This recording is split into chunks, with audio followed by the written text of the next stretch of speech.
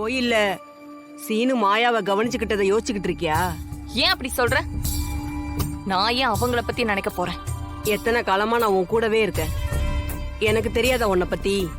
புருஷங்கிறவன் எப்படி தான் பொண்டாட்டிய புரிஞ்சுக்கிறவனா, அன்பு செலுத்துறவனா, அவளை மதிக்கிறவனா இருக்கணுங்கிறதுக்கு இந்த ஆம்பளைங்க எல்லாம் சீனுவை பார்த்து கத்துக்கணும். இப்ப என்ன உனக்கு? அந்த சீனுவை பத்தி பாராட்டி பத்திரம் படிக்க சொன்னாங்களா? அவங்கள நினைச்சு ஆத்திரப்படுறதுல என்ன இருக்கு? நீ உன் முடிவை மாத்திக்கிட்டு கல்யாணம் பண்ணிக்கணும்னு நினை. கொஞ்சம் இறங்கி வந்தீனா உனக்கும் சீனு மாதிரி ஒரு நல்ல பையனா பார்த்து கல்யாணம் பண்ணிடலாம். என்ன சொல்ற? சீ, வாய மூடு. ஏதாவது கண்டபடி உளறிட்டு இருக்காத.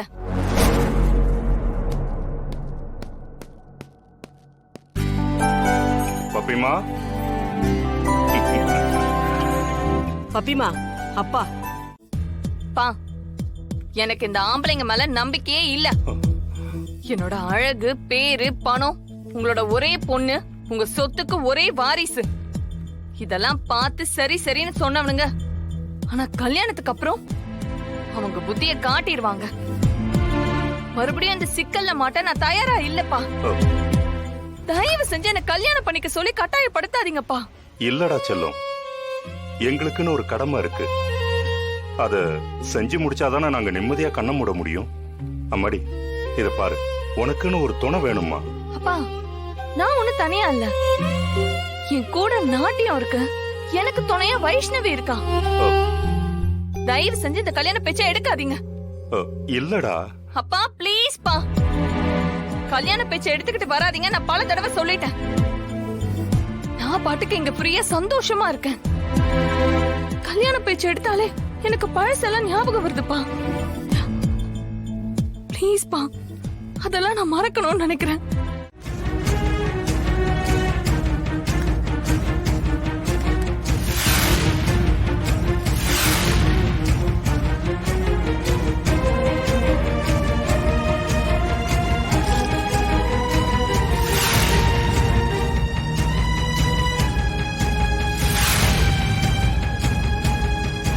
தனா, என்னம்மா தனா, பார்த்து வர்றது இல்லையா? ஏமா தனா, புள்ளத்தாச்சியா இருந்துகிட்டு நீ எதுக்குமா துணிக்காய மாடிக்கு போன?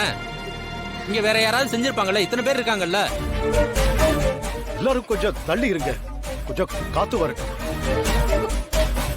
வயசுல ஏதோ அடிபட்டது போல இருக்கு. சிவா, ஆறுடு.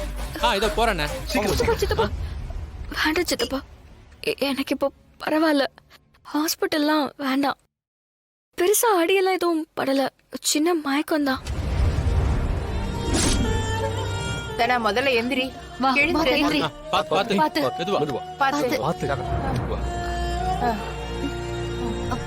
மெதுவா, கால கொஞ்சம் உதறு.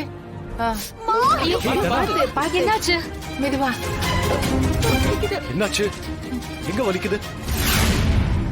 அதெல்லாம் ஒண்ணு இல்லப்பா, கால்ல ஏதாவது சின்னதா சுளுக்கு விழுந்திருக்கும்னு நினைக்கிறேன். நம்ம பத்து போட்டுடலாம். என்னம்மா நீங்க இந்த மாதிரி நேரத்துல பத்து அது இதுன்னுட்டு? ஒரு தடவை ஹாஸ்பிட்டல் போய் செக் பண்ணி பாத்துடலாம்.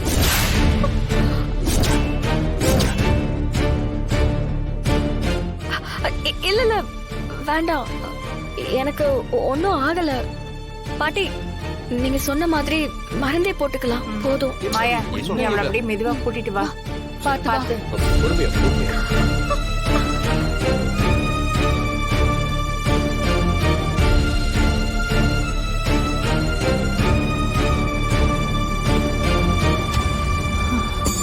கடவுளே, பெருசா எந்த பாதிப்பும் இல்லாம எங்க பிள்ளைய காப்பாத்தி கொடுத்துடுப்பா.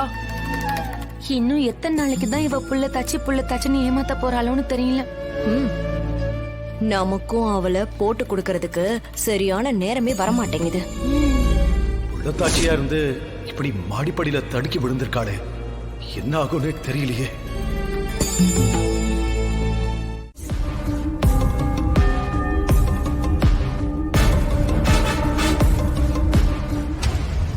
என்னையா, நீ இங்கதான் வேலை பாக்குறியா? வேலை பாக்குறியான்னு நக்கலா சொல்றியா? வேலைக்காரனா இலக்காரமா உனக்கு? என்ன வேணும் உங்களுக்கு? என்ன வேணுமா? விண்டோ ஸ்கிரீன் வேணும், எடுத்து போடு.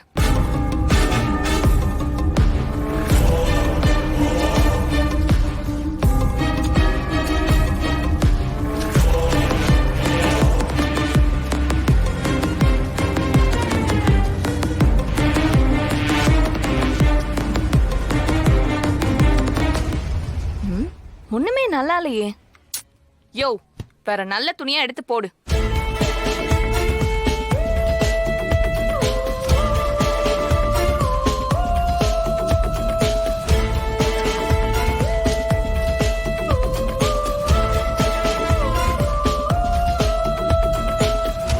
இவ்வளவுதானா? நல்ல குவாலிட்டியா இல்ல? முதலாளி யாரு? முதலாளி வந்தாலும் இங்க இருக்கிறது தானே கொடுக்க முடியும்.